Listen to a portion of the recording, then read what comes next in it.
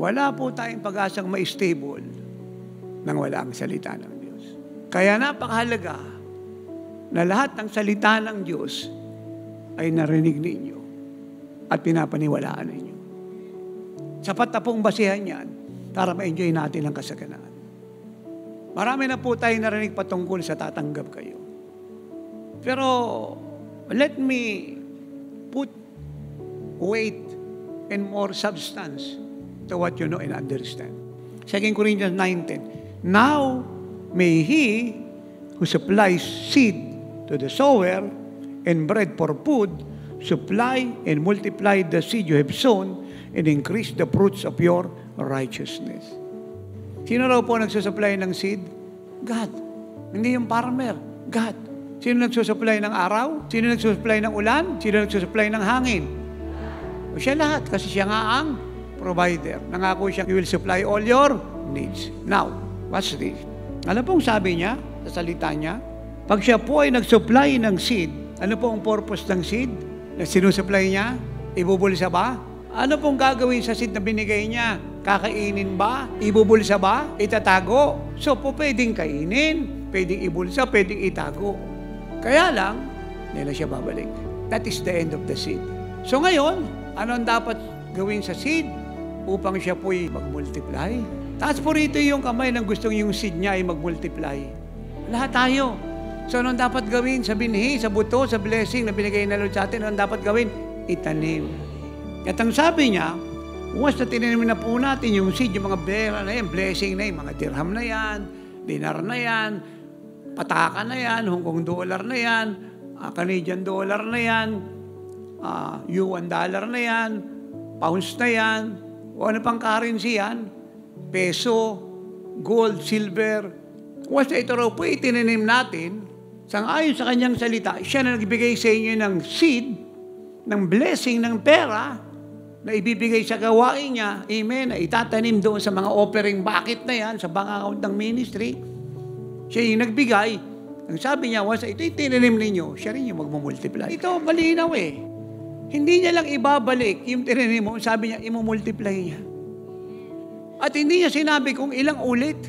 Alam sabi niya, hindi binigyan kanya ng pera. Hinulog mo sa offering bucket. Tinanim mo. Yung hinulog mo, imumultiply niya.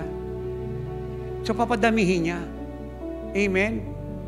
Para muli kang makapagtanim. Muli kang makapagbigay. At pagkatapos nun, imumultiply na naman niya. Yung ibinigay mo lang, sobra-sobra doon sa ibinigay mo.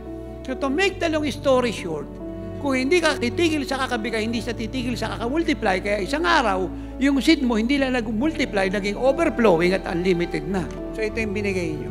Hindi pwede ibalik ng Lord to, 1,000 pa rin. Hindi pwede yun. Ngayon, ang tanong, sino nagbigay nito sa atin? Siya. Anong tawag dito? Seed. Binhi. So pagka ito'y binili ko ng pagkain, nakakain ako. Pero hindi mamumunga yun. Kasi hindi ako nagtanim eh. Yung pangangailangan ko pansamantala, natugunan. Kaya paano yung bukas?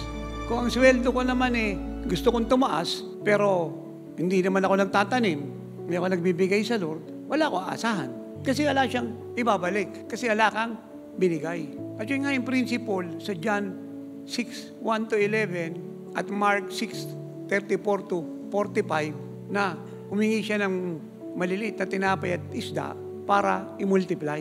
So ang tanong, hindi niya ba kayang gumawa ng walang tinapay at isda? Kaya niya.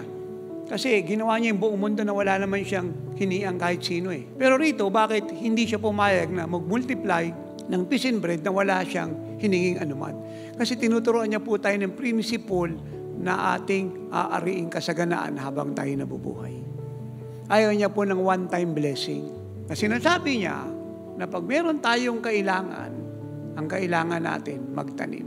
Kung gusto nating tumaas yung ating kabuhay, ang kinakailangan natin magdagdag ng itatanim. Magsasaka, ito yung lupa niya, sabihin mo, 1 hektarya. Dati tinatanim niya, 100 buto. Sabihin na natin, naani mo, 10 sako. Ngayon, kung nagtanim ka ng 10,000 buto, aani ka ng 10,000 sako.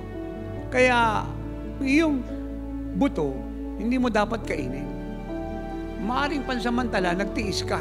Hindi ka kumain kasi tinanim mo.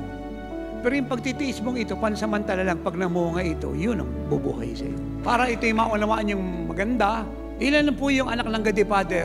Ilan? Isa lang. Si Jesus lang. So, nung binigay niya yung gadasal, gano'n nakarami anak ng God the Father ngayon? Bilyon. So, pansamantala, ang God the Father, na wala ng ka-fellowship, kasi nga yung gadasal, binigay niya. Pero pagkatapos ng sakripisyo ng Panginoon, ngayon, marami ng anak at ka-fellowship ang God the Father. Yan po yung pagbibigay. Na kinakailang maniwala tayo, kagaya na magsasaka, nang sa kakatanim niya, ay ani siya ng aani. So ito na po siya. Sabi rito, yung binhi itinanim mo ay galing sa Diyos. Ang tinanim mo to, siya yung magmumultiply nung binigay mo. So ito na siya. 1,000, minultiply yung naging 10,000. So binigay mo yung 10,000 mo, so magmumultiply na siya. 100,000, ibigay ka, 1 million, 1 million, to 10 million, on and on and on and on. Kaya yung multiplication ng property mo, hindi titigil. Hindi po pwedeng hindi niya isusupply yung seed mo kasi nagtatanim ka. Titigil lang yung multiplication ng seed mo, ng blessing mo, hanggang yung seed mo ay mamatay pag kinakain mo na. Hindi ka na nagtatanim. Sino sa inyo niniwalang kahit may 1,000 kabang sako ang magsasaka, pag hindi siya nagtanim, kain lang siya ng kain, isang araw ubos yun. At para hindi maubos, kailangan siya walang tigil na nagtatanim. At kung gusto niya umani na mas marami pa, madagdagan yung mga lupa niya, dapat magtanim siya ng magtanim. At ito ang reason kung bakit may mga anak ang Lot na sobrang yaman, yung iba mayaman, yung iba hindi mayaman. May baon sa utang, may hindi makaon sa utang, at ikaw sa buhay. Ito ang dahilan. Now, pag wala po tayong tigil sa kakabigay, ano pong mangyayari ngayon? Sabi po rito, God na nagsupply ng inyong seed, ang siya ring magmumultiply ng inyong ani. At kung hindi tayo titigil ng kakabigay, pataas ng pataas, and then, yung atin pong tinatanim na bini at ibinibigay, imumultiply yun ng imumultiply.